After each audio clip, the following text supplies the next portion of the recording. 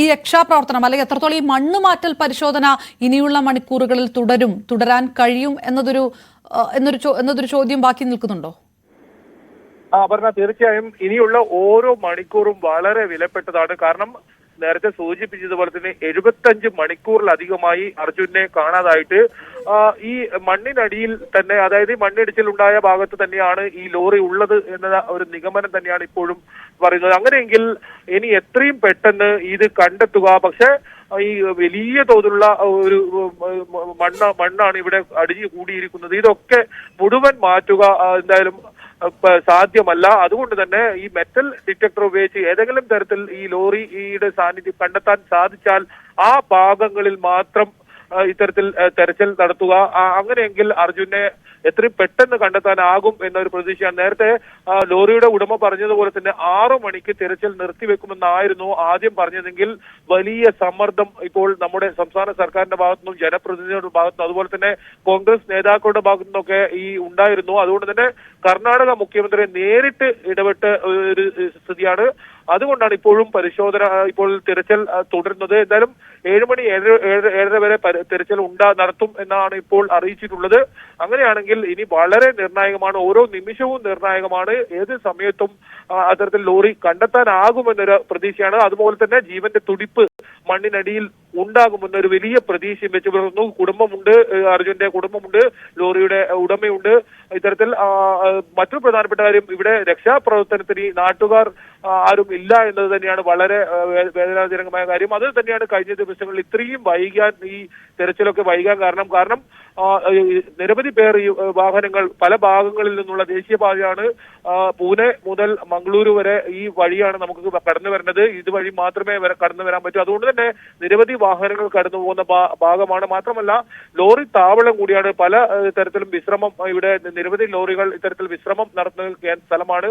അതുകൊണ്ട് തന്നെ വലിയ ഊർജിതമായ അന്വേഷണം നടത്തേണ്ട സ്ഥലത്താണ് വളരെ വൈകി ഇത്തരത്തിൽ ഇപ്പോൾ ഈ പരിശോധന ഒക്കെ, ഈ തെരച്ചിലൊക്കെ ഊർജിതമാക്കിയത്. എന്തായാലും ഇനിയുള്ള ഓരോ മണിക്കൂറുകളും നിർണായകമാണ്. വളരെ പെട്ടെന്ന് തന്നെ ഈ ലോറി കണ്ടെത്തണം, അല്ലെങ്കിൽ ഈ സംഭവ സ്ഥലത്ത് തന്നെ കണ്ടെത്തണം. ഏതായാലും പുഴയിൽ ഇല്ല എന്നൊരു സ്ഥിരീകരണം വന്ന സ്ഥിതിക്ക് ഇനി മണ്ണ് നീക്കി ഈ ആകെയുള്ള പ്രതീക്ഷ ഇനി അതാണ്. തീർച്ചയായും ഇനിയുള്ള ഓരോ മണിക്കൂറുകളും നിർണായകമാണ്. കേരളം മുഴുവൻ പ്രാർത്ഥിക്കുന്നു അർജുനു വേണ്ടി. അർജുനെ കണ്ടെത്താൻ രക്ഷാപ്രവർത്തനം തുടരുകയാണ്. GPS ട്രാക്ക് ചെയ്ത സ്ഥലത്ത് പരിശോധന, ഇപ്പോൾ മെറ്റൽ ഡിറ്റക്ടർ ഉപയോഗിച്ച് ആ ലോറി കണ്ടെത്താനുള്ള ശ്രമമാണ് നടക്കുന്നത്. ഏതായാലും നദിയിൽ ലോറി പോയിട്ടില്ല എന്ന് സ്ഥിരീകരിക്കുകയും ചെയ്തിരിക്കുന്നു. അർജുനെ കണ്ടെത്തുന്നവരെ ആ സ്ഥലത്ത് താൻ തുടരുമെന്നാണ് ലോറി ഉടമ മനാഫ് ന്യൂസ് 8നോട് പ്രതികരിക്കുകയും ചെയ്തു. KV ബൈജു ആണ് വിവരങ്ങൾ നൽകിയത്. അർജുനെ കണ്ടെത്താൻ അടിയന്തര നടപടി ആവശ്യപ്പെട്ട് കർണാടക ഉപമുഖ്യമന്ത്രി DK ശിവകുമാറിനെ പ്രതിപക്ഷ നേതാവ് VD സതീശൻ ഫോണിൽ വിളിച്ചു. രക്ഷാപ്രവർത്തനം കാര്യക്ഷമമാക്കിയിട്ടുണ്ടെന്നും ആവശ്യമായ എല്ലാ നടപടികളും സ്വീകരിക്കുമെന്നും DK ശിവകുമാർ ഉറപ്പ് നൽകി. കർണാടകത്തിൽ അപകടത്തിൽപ്പെട്ട് കിടക്കുന്ന നമ്മുടെ ഒരു മലയാളി ചെറുപ്പക്കാരൻ കൂടി ഒരു ലോറിയുമായിട്ട് അപകടത്തിലായിട്ടുണ്ട്. അത് രക്ഷപ്പെടുന്നതിന് വേണ്ടിയിട്ടുള്ള രക്ഷാപ്രവർത്തനങ്ങൾ ദ്രുതഗതിയിൽ നടക്കുന്നുണ്ട്. രാവിലെ കർണാടക ഉപമുഖ്യമന്ത്രി ശ്രീ DK ശിവകുമാറുമായിട്ട് സംസാരിച്ചിരുന്നു. അദ്ദേഹം തന്നെ നേരിട്ട് മോണിറ്റർ ചെയ്യുകയാണ് രക്ഷാപ്രവർത്തനങ്ങൾക്ക് വേണ്ടി. കുറേ പ്രതികൂലമായ ഘടകങ്ങളുണ്ട് എന്ന് പറഞ്ഞിരുന്നു. കാരണം അവിടെ പ്രതികൂലമായ കാലാവസ്ഥ, ആ സ്ഥലത്ത് ആധുനികമായ എക്യുപ്മെന്റ് എത്തിക്കാനുള്ള പ്രയാസം, 3 വീണ്ടും മണ്ണിടിച്ചിലിനുള്ള സാധ്യത. അപ്പം ഇത് 3ഉം രക്ഷാപ്രവർത്തനത്തെ തടസ്സപ്പെടുത്തുന്നുണ്ടെങ്കിലും സാധ്യമായ എല്ലാ സംവിധാനങ്ങളും ഉപയോഗിച്ചുകൊണ്ട് രക്ഷാപ്രവർത്തനം ഊർജിതമാക്കും. അദ്ദേഹത്തിന്റെ ഓഫീസിനോട് നമ്മളെ മോണിറ്റർ ചെയ്യാൻ, നമ്മളെ അറിയിക്കാൻ ഉള്ള നിർദ്ദേശം കൂടി അദ്ദേഹം കൊടുത്തിട്ടുള്ള കാര്യം അറിയിക്കുന്നു. അർജുനായുള്ള രക്ഷാപ്രവർത്തനം തെരച്ചിൽ മുടങ്ങിയത് അന്വേഷിക്കുമെന്ന് കേന്ദ്ര സഹമന്ത്രി സുരേഷ് ഗോപി. ദേശീയ ദുരന്ത നിവാരണ സേനയുടെ സേവനം ലഭ്യമാക്കേണ്ടതായിരുന്നു. എന്തുകൊണ്ട് അത് നടന്നില്ല എന്ന് പരിശോധിക്കും. വിഷയത്തിൽ പൂർണ്ണ പിന്തുണ ഉറപ്പാക്കുമെന്നും സുരേഷ് ഗോപി പറഞ്ഞു. അപ്പം ഇത് അറിഞ്ഞു കഴിഞ്ഞാൽ ഞാൻ തീർച്ചയായിട്ടും വിളിച്ചന്വേഷിക്കാം. അവിടുത്തെ ചീഫ് സെക്രട്ടറിയോട് ചോദിക്കാം. അതിന് നമുക്ക് തീർത്തും അങ്ങ് കേരള സർക്കാരിന് കുറ്റം പറയാൻ നമ്മുടെ പരിധിയല്ല. അപ്പോൾ അവരതിനു വേണ്ടി ശ്രമിക്കുന്നതിന് കാണിക്കുന്ന ഒരു ആർജവം മാത്രമാണ് പ്രധാനം. ആ ആർജവം കാട്ടിയിട്ടുണ്ടെങ്കിൽ ഇത് നടക്കേണ്ടതാണ്.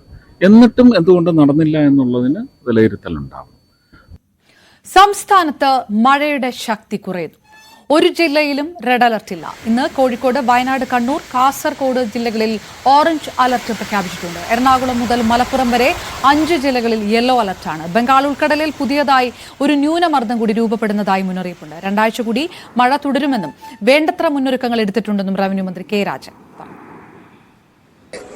ബംഗാൾ ഉൾക്കടലിന് മുകളിലായിട്ട് ഒഡീഷ, ആന്ധ്രാപ്രദേശ് തീരത്ത് ഒരു ന്യൂനമർദ്ദം 19-ാം തീയതി രൂപപ്പെടുമെന്നും ആഗസ്റ്റ് 3 വരെ മഴയുടെ സാഹചര്യം ഉണ്ടാകുമെന്നും നേരത്തെ നമ്മൾ മുന്നറിയിപ്പ് നൽകിയിരുന്നു. ആ ന്യൂനമർദ്ദം ഇതിനകം ബംഗാൾ ഉൾക്കടലിൽ രൂപപ്പെട്ടു കഴിഞ്ഞു. പക്ഷേ നമുക്കതിനകത്ത് ഒരു പ്രയാസം കൂടി ഉണ്ടാകുന്നത് വടക്കൻ കേരളത്തിന്റെ തീരം മുതൽ തെക്കൻ ഗുജറാത്ത് തീരം വരെ പുതിയതായി ഒരു ന്യൂനമർദ്ദ പാത്തി കൂടി രൂപപ്പെട്ടിട്ടുണ്ട്. ഈ 2 പ്രശ്നങ്ങളുള്ളത് കൊണ്ട് ഓഗസ്റ്റ് 3 വരെ മഴയ്ക്കുള്ള സാധ്യതകളാണ് ഇപ്പോൾ കാണുന്നത്.